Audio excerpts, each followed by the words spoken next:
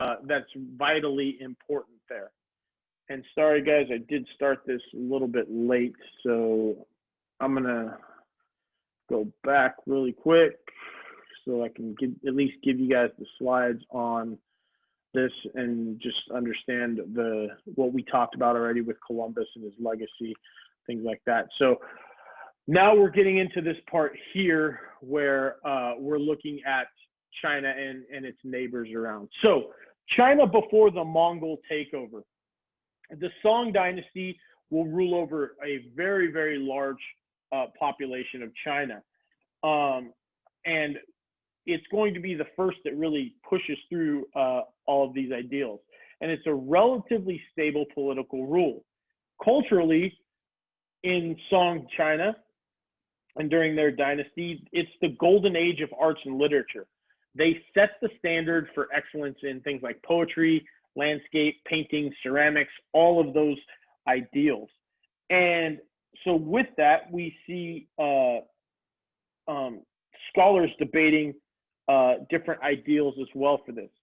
Politically, the Song will actually build on the earlier precedents that create an elaborate bureaucratic state, that Confucian style of state that's in this. There are 6 major ministries that are overseen by a censorate. And they usually are going to go out and check the character of all these different groups. The Han Dynasty creates the examination system, schools, colleges that prepare candidates for exams. And those exams become the central feature for men of the upper class. We talked a little bit about this in chapter 1, where we talked about candidates from privileged backgrounds being able to afford the education, while sometimes smaller villages would actually sponsor usually bright young men for the education as well, hoping that it would bring prestige and honor to the village afterwards. So poorer young men who aren't from elite backgrounds are able to do this because certain villages might sponsor them and their ideals to push in education, because education was such a huge part of this. The idea of selecting officials based on merit represents a challenge to aristocratic families. If you are given a office based off of your aristocratic ideals, then the culture never changes. You never see bright people being involved within history here. But if it's based on merit, and schooling is a big part of this, then that's something that we can see. And we see this even today in our own societies, whereas it is a elite system versus merit-based. And we still like to think that today we are merit-based, but there are certain areas that don't allow this at all. So when we look at our own system, this is something that we still struggle with today. It's something that necessarily hasn't changed, is that I don't want to say aristocratic families, because that's not right. Wealthier families generally have more opportunities than do poorer families. Now, we like to say, yes, you can do anything that you like within our country. You can be anybody you want to be. You could be president of the United States. And while that is true, rags to riches stories do exist.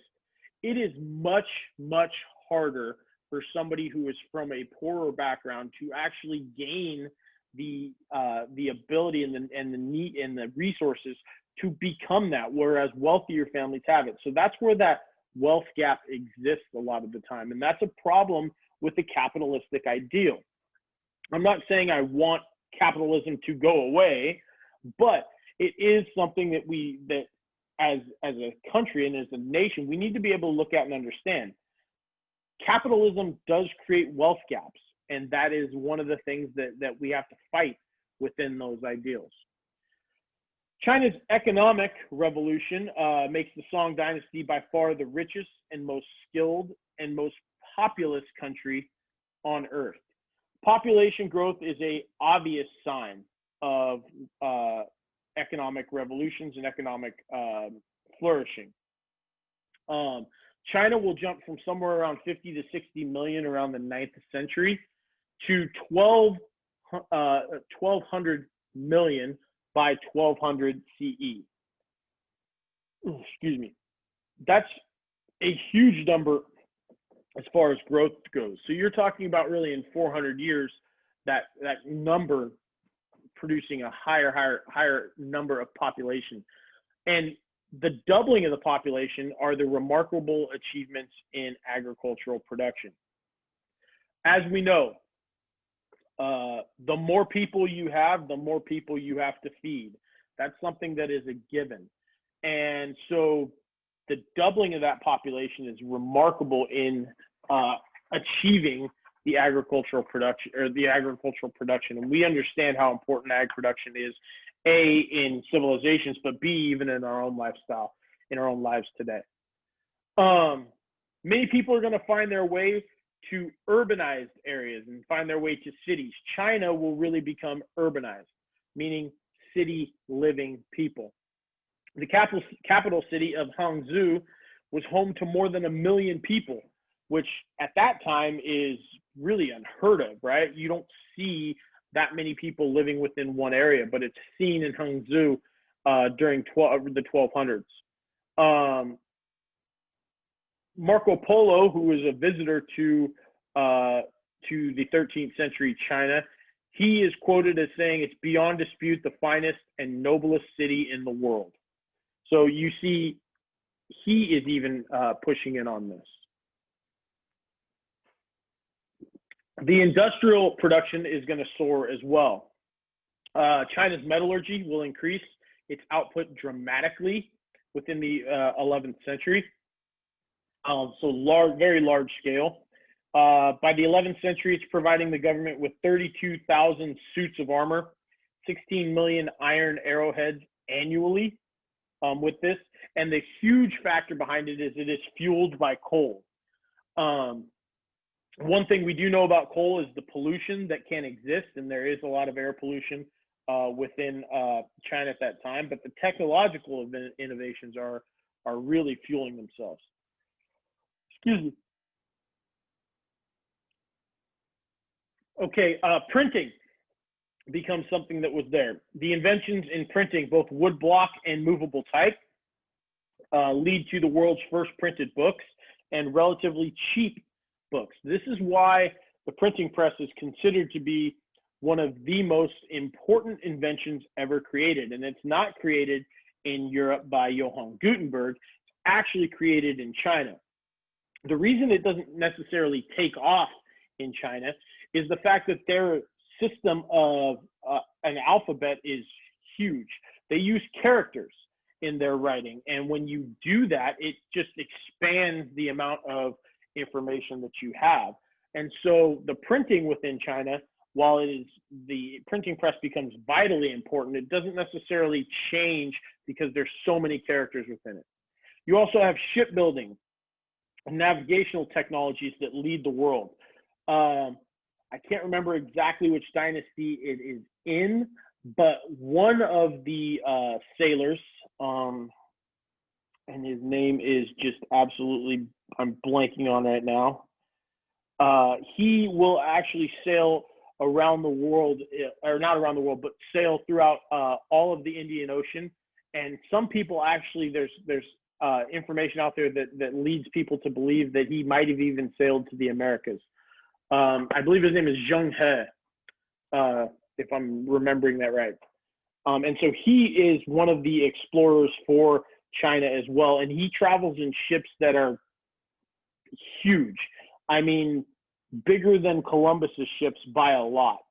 So it's a huge part of this. So shipbuilding and navigational technologies are leading the way with this. There's a huge work of internal waterways as well, canals, rivers, lakes, that stretches about 300,000 miles. And when we look at the changes and ideals within this, the innovations there are incredible. As far as trade goes, it's more for not necessarily local consumption, but usually a widespread phenomenon. So when you allow for the cheap movement of goods, it helps things out.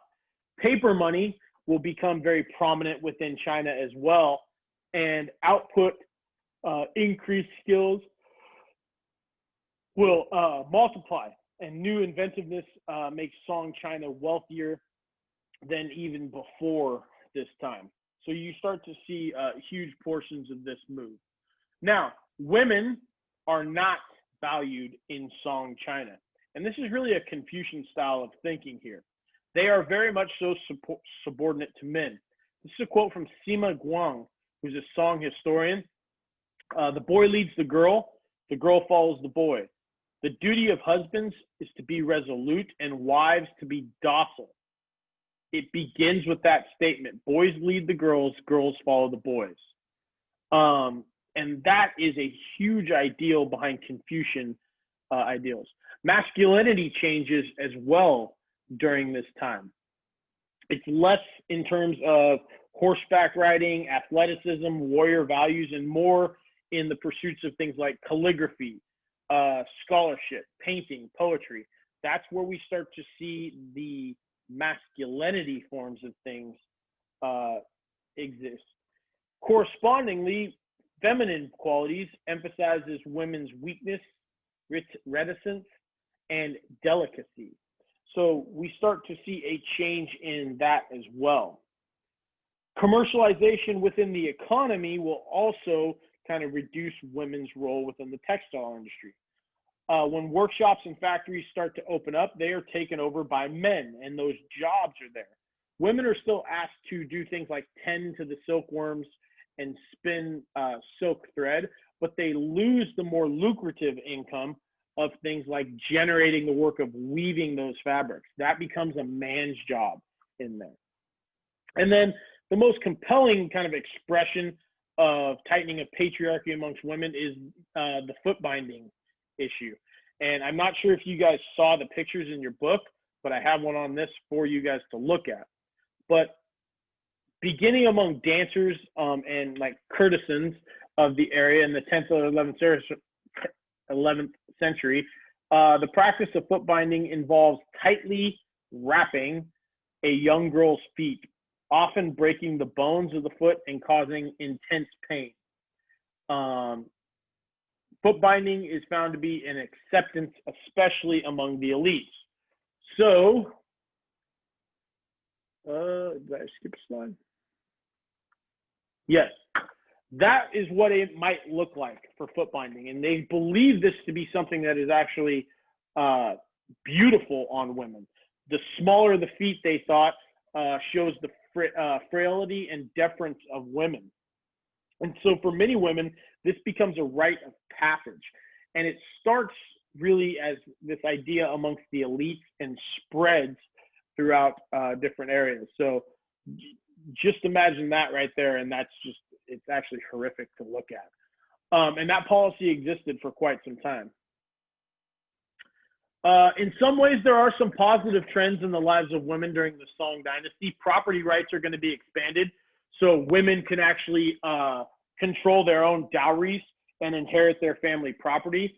Some officials will actually urge the education of women, so they might actually be able to effectively raise their sons and increase the family fortune. So there are some things that they do gain while in this these roles here. All right. Next, we're going to talk about the interaction between China, Korea, Vietnam, and Japan. And we'll talk first about Korea. Korea and Vietnam are taking shape under the influence of China. And the difference between Korea, Vietnam, and Japan is that Korea and Vietnam are attached to the mainland. Japan is not.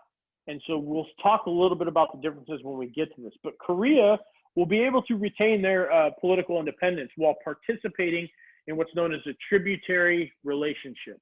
Tributary is if you were to pay tributary to someone, you are really paying them in goods and gifts to usually the emperor or the leader of China.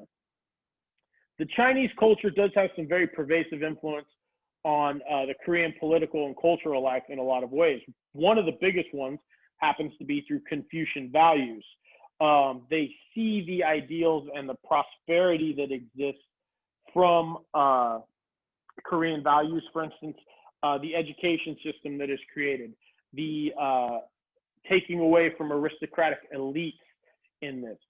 And also we see Korean restrictions on women kind of exceeding those at times of China itself. After 688, the country's political independence is largely intact. So Chinese cultural influence, with the exception of Buddhism, doesn't have a huge impact really except aristocracy. The aristocracy class will be able to maintain and hold because it never followed the Chinese examination style system to recruit their own government officials.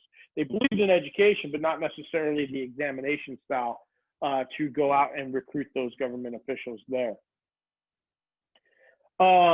Korea adopts a phonetic alphabet known as Hangul for writing in the Korean language. This is something that's very different than the Chinese in the fact that they go away from the characters that existed there. It's definitely resisted by the conservative male elites, but the new form of writing will actually take hold, especially in things like private correspondence amongst each other, among women, right? Clearly part of Chinese world order. Korea is going to retain a very distinctive culture that's separate from their political ideal. The Vietnamese have a very similar history to Korea in relation to China. They adopt Confucian ideals they adopt Taoism, they adopt Buddhism and administrative techniques. Also, like Korea, they will achieve political independence while participating in that tributary system that existed. Unlike Korea, though, Vietnam will actually at one point be fully incorporated into the state of China for more than 1,000 years. So they are actually under the control of China, the Vietnamese, not Korea, however. You see successive Vietnamese dynasties found the Chinese approach to government very useful. The examination system that Korea refused actually helps the Vietnamese because they will actually undermine a lot of the aristocrats that existed within Vietnam. So we see the change that existed there as opposed to what was taking place within China. This idea there that beyond the elites, there's a very uniquely Vietnamese culture. Again, when we look at what's taking place within China, it usually only branches out to the elites within other groups outside of the country. Language is one of those ideals. There's actually a very great role for women in social and economic life as well. And we look and we see within Vietnam, a female Buddha and a female nature deities are all part of a Vietnamese religion that existed there. So you have Confucian ideals that are taking place, but women seem to kind of be doing much better than other groups in, like, say, maybe Korea or China itself.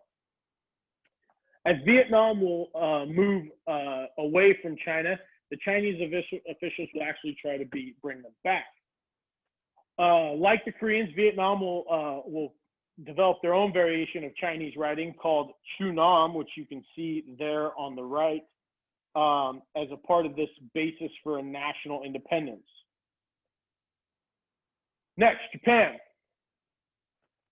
Again, we talked about this earlier, but unlike Korea and Vietnam, Japan will actually never be a part of China, and mainly because they are just separated from China. They are 100 miles away across the ocean, and they are never successfully invaded or conquered by China. So therefore, their borrowing from China is voluntary. They don't necessarily have to do that, but they do. So when Japan transforms into a bureaucratic state, they use the Chinese model. They also have Buddhism that takes root within Japan. Now, the interesting part of what happens with Japan as difference from what happens in in the other two is there's an absence from a threat from China. They understand that they will not be taken over by China because that won't be something that is easily done. They're an ocean away. Kind of like the thoughts behind the Americas when we thought, you know, we're not going to worry about World War I or World War II. We're going to stay away from those wars because we were an ocean away. So Japan's able to be selective in what they choose. So while at first they are going to bring in the idea of Confucian values and transforming a bureaucratic state, they actually go away from it. The actual state is not really in charge. Instead, you have a group of people who will kind of differ in this. So the Japanese never successfully create an effective centralized or bureaucratic state to match that of China. The aristocratic families is going to be a big reason for the climb in importance, though. Local forces we start to see taking over using their own militaries. Groups known as the samurai become a big part of this. And the samurai have a very distinct set of values that they believe in: bravery, loyalty, endurance, honor, skill with martial arts, and preference for death over surrender. That is known as Bushido, the samurai way or the way of the warrior. And they celebrate those families, those samurai families there within this. So you don't see, it's more of a local rule in terms of where Japan is as opposed to others. They religiously, they remain somewhat distinctive, although Buddhism does take a great hold within their country. They're never completely away from that native beliefs and practices of what's known as kami. Okay? A lot of times you'll hear about something called the kami winds. That is a different ideal that we don't necessarily always suggest and keep within that.